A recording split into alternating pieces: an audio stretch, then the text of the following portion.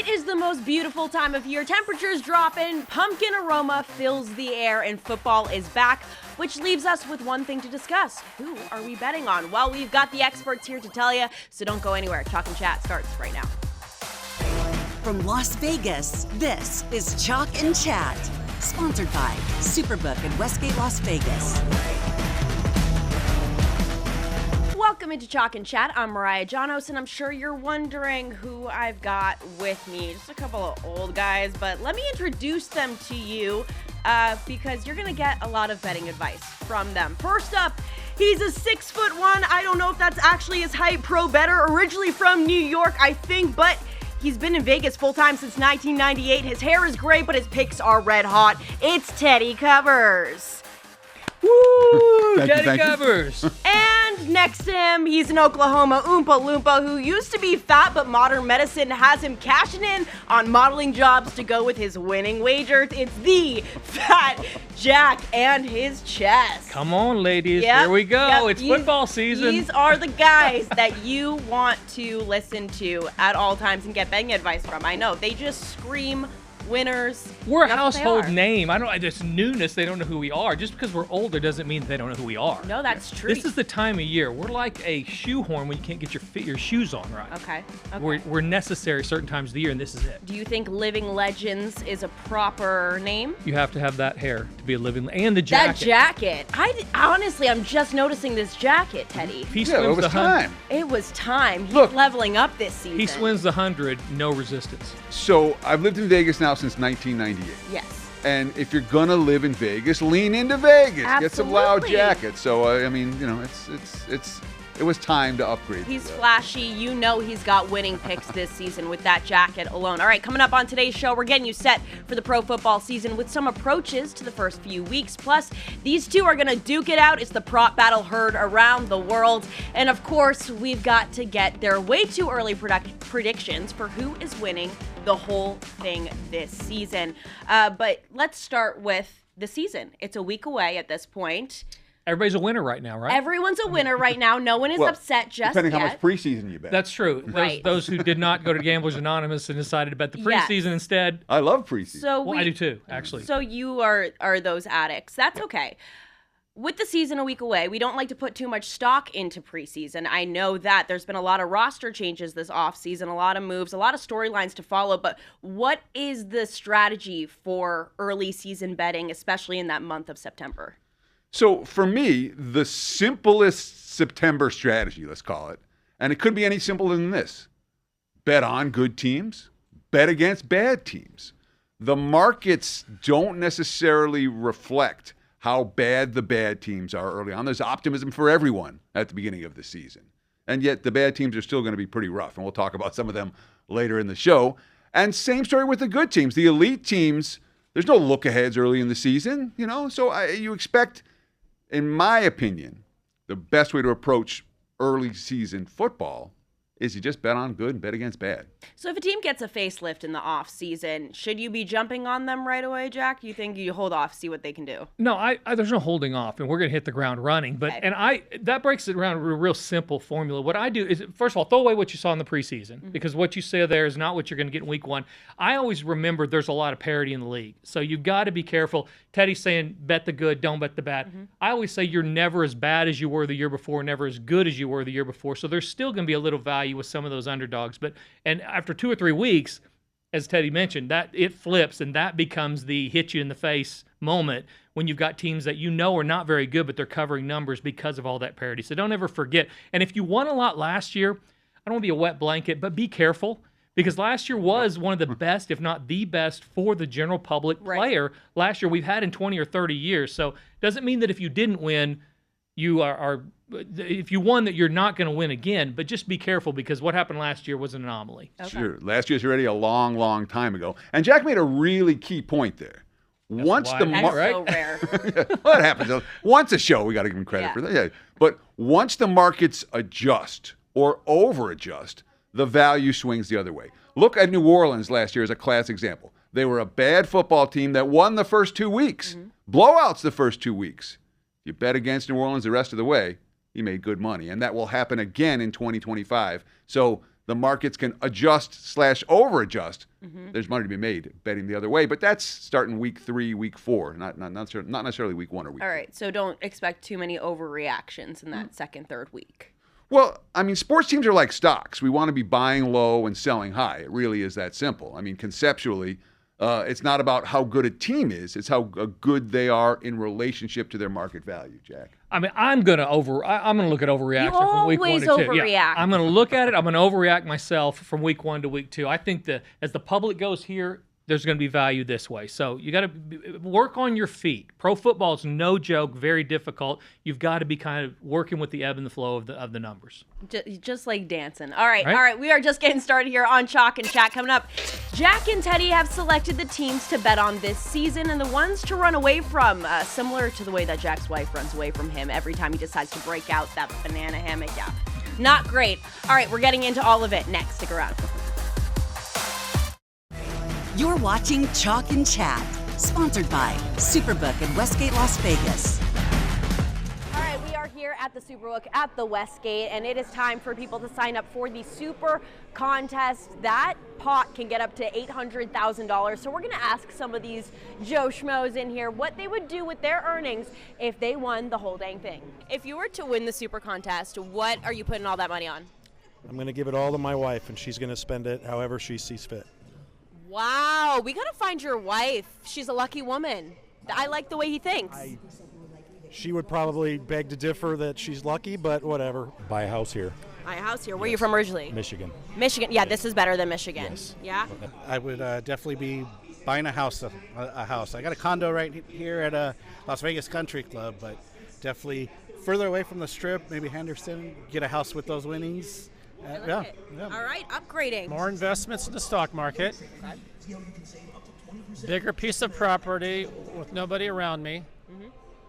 And might dabble back into a sports car again. I was a Porsche guy back in the day. I'm saving up for a Porsche too. Thank you. We got a running theme here. We got investments and we got getting property away from everyone else in the world. And I like that. I like that logic. Thank you. Do some investing, maybe buy a house, just try to let my money work for me and probably enter next year's contest. Buffet at the strip club. You going there? Never been there. Okay, that's bad.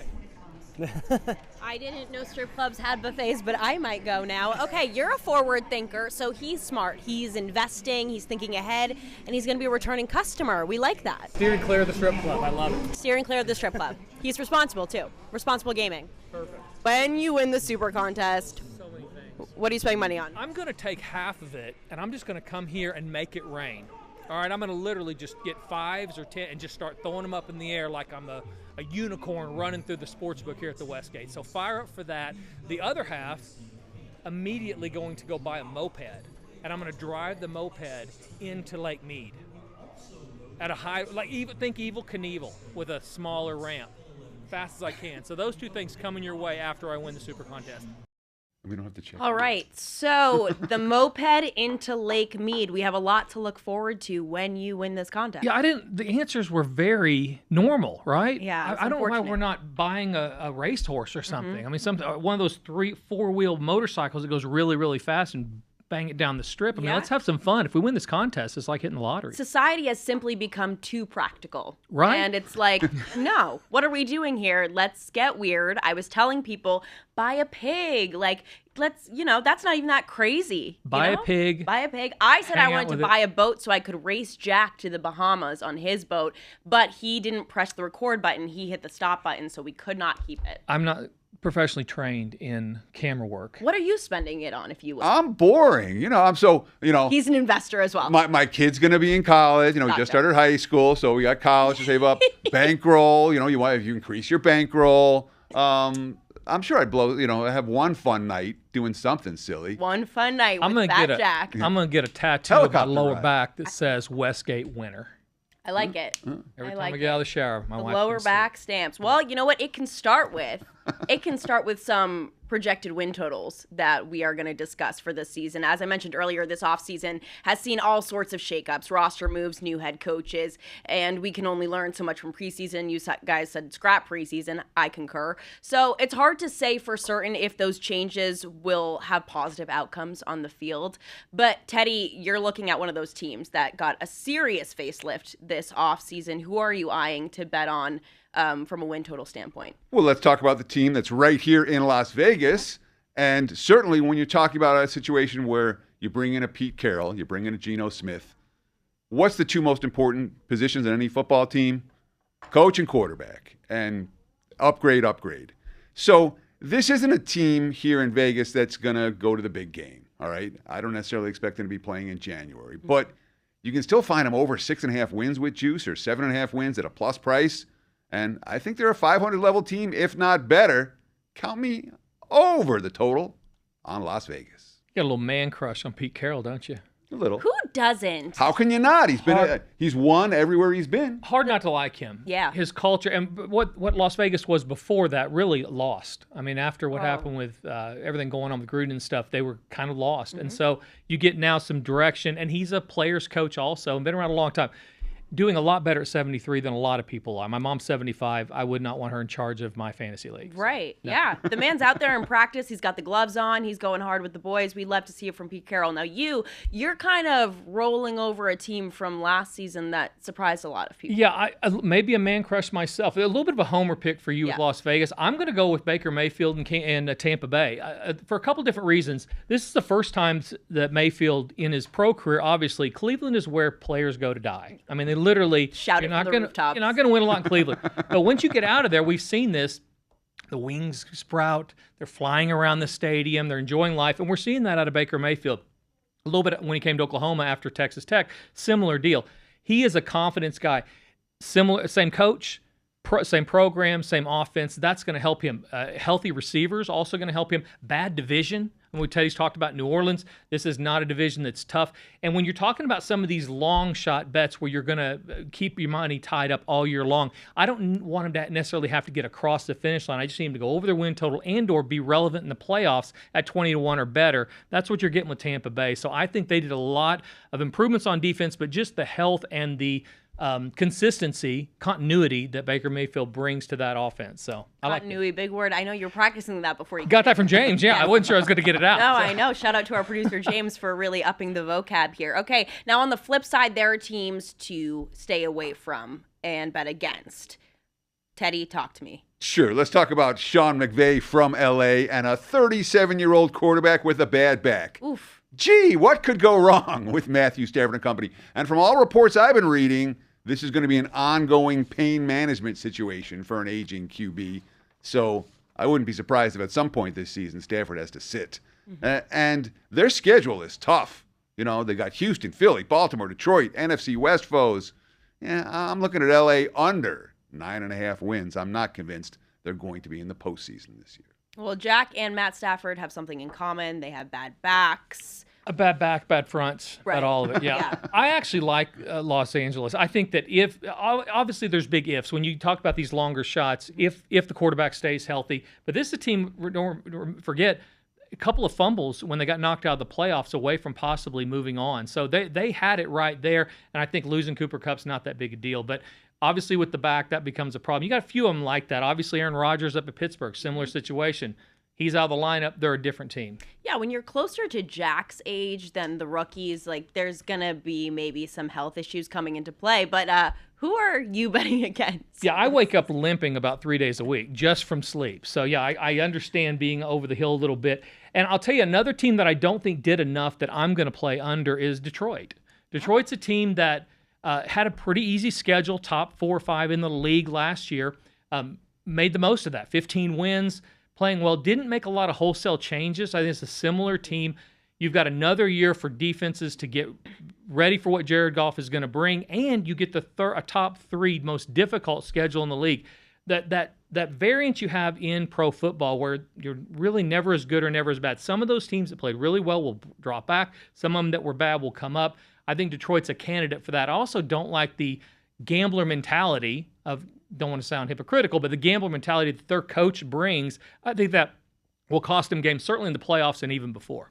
Yeah, 2 new coordinators in Detroit as well, and both guys that left are now head coaches. So proven commodities for unproven commodities for the Detroit squad. Yeah. All right, we'll see what happens. Still to come on Chalk and Chat. Grab your popcorn.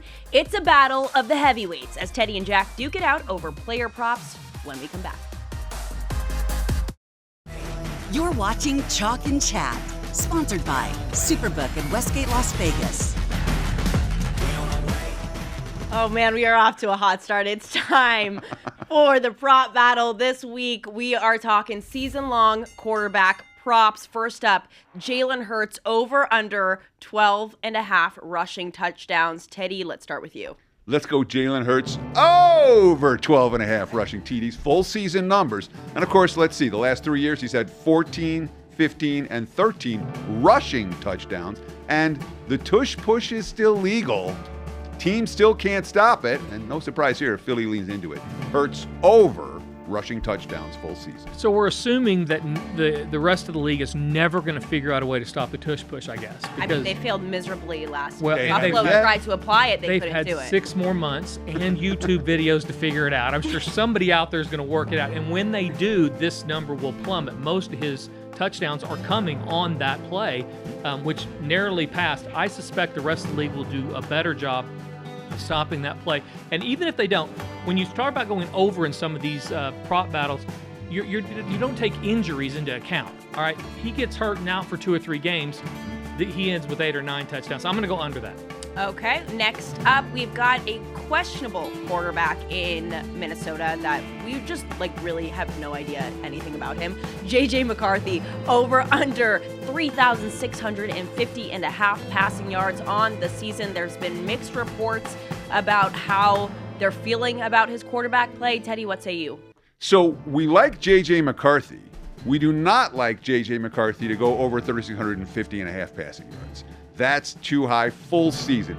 Look, neither Caleb Williams nor Jaden Daniels reached this number last year, and obviously those 2 quarterbacks were pretty elite. And what's Minnesota's goal? They want to run, they want to run, they want to run some more. They want to win games 17-14, not 31-28. I'll take McCarthy passing yards under the total. They have receivers, and they're going to be behind some. That's an argument. They've got a couple receivers, and they're also a team that I'm betting on the head coach. I mean, I think that they are going to want to throw it down the field some, and even if they don't want to, if they can't run it effectively or they're behind in games, you're going to get more yardage. So I don't love going over in these, as I said, because you have that injury and or replacement for whatever. He throws 4 interceptions in the first game. Now we've got problems. But as long as he stays in for the entire season, I think there'll be enough catch-up spots to get him over that number. You believe in the quarterback whisperer that is Kevin O'Connell. Okay, finally, Dak Prescott over under 3,900 passing yards, Teddy.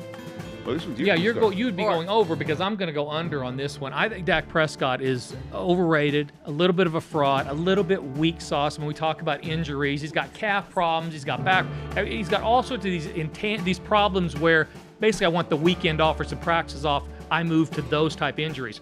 When you talk about the coaching staff here, they get a new offensive coordinator that was a line coach in Arizona who's going to instill, we've got to be more physical, we've got to run the ball first. Schottenheimer's balancing of head coaching versus play calling. I think this team goes away from Lamb a little bit more as far as their main receiver and tries to run the ball more effectively. That's going to keep his numbers down. And again, I've got a little bit of a glass figure that he can get hurt literally at any point and be out for 5 or 6 games. So let's go under his passing yards. All right, Teddy? No. Okay. Mr. Jack. Okay. Let's start with it. So Minnesota, who we bet their quarterback under, has an elite defense. So they're not going to be playing in shootouts. Dallas's defense is rough, at least on paper.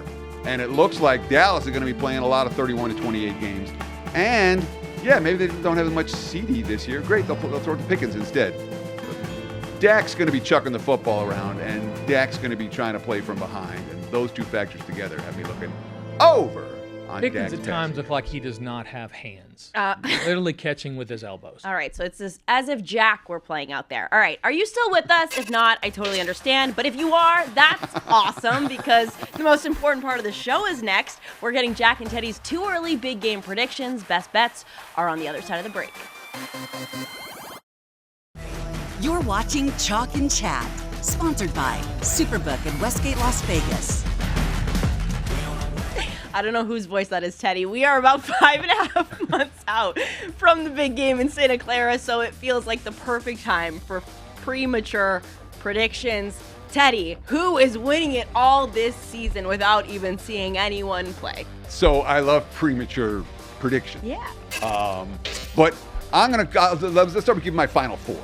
Final four, let's go Denver versus Buffalo in the AFC. Okay. Lots of upside for this Denver team. They're my little sleeper. Yep. And Philly versus Green Bay in the NFC. So that's my final four. And I think Green Bay is going to be pretty good as well. Jordan Love maybe a sleeper for MVP. To win it all, Buffalo. All right. I'll put it this way. They're talented, and they're sure due. I think they're ready. And they got Haley Steinfeld on their side now. Buffalo, one of the only team actually that has a winning record in the playoffs over the last 5 years, but has not made a big game appearance. Yeah. So they are certainly They're that due. Yeah. I'd like to go a little longer. Of course. Speaking of premature predictions, I like to go a little bit longer Okay. and pick Goodness. something at 40 to 1 or better, because I think there's some value there. And at the end of the year, you either want to be a legend or you want to be that was a good try. Pittsburgh. All right, Pittsburgh. If you don't like Mike Tomlin, you're a Pittsburgh fan, it's literally like being married to an 8, and every time a 10 walks by, you're like, oh, we chose with a 10. Listen, you could be with a 2. All right, I've seen them. And as a girl, you could be with a guy that's a 2 also. True. You want to have Mike Tomlin. He overperforms every year versus the number and straight up. Also, they are a team that picked up some key people. Metcalf for sure, Jalen Ramsey, Darius Slay. This is a team that reloaded. They've got a good coaching staff. And as long as Rodgers stays healthy, Pittsburgh at 40 to 1. That is such a wild pick, but, it will make it that much more interesting if you are, in fact, right. If it hits, you won't be able to get my head through the door here. Yeah, absolutely. We'll have to tape the show outside or something. But thank you guys so much for tuning in to the first ever Chalk and Chat episode. Hopefully we'll be back next week, but I don't know. Jack could get us canceled at any minute. From Teddy Covers, Fat Jack, I'm Mariah Janos. Thanks so much for hanging out. We will see you next week.